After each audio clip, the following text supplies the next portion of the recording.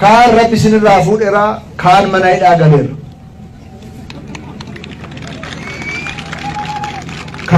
Kan nu buqqisaa ture, kan nu qaanessaa ture, kan faallaa nutti deemee waraana nutti bobbaasaa ture, kaan qaallitti jira, kaan immoo rabbi fudhate sinuu beektu.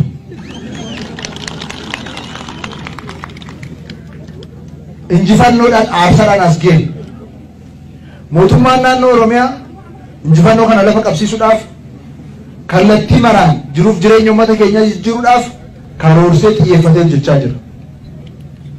Karoora isaa keessatti dhimmi murteessaan carraawwan Oromiyaa keessa jiran tokko tokkoon baruudha, hubachuudha. Carraawwan sana immoo karoora qopheessee hojiitti hiikuudha. Akka Harargeetti carraa guddaan jiru tokko Jimaadha, kuduraaf muduraadha.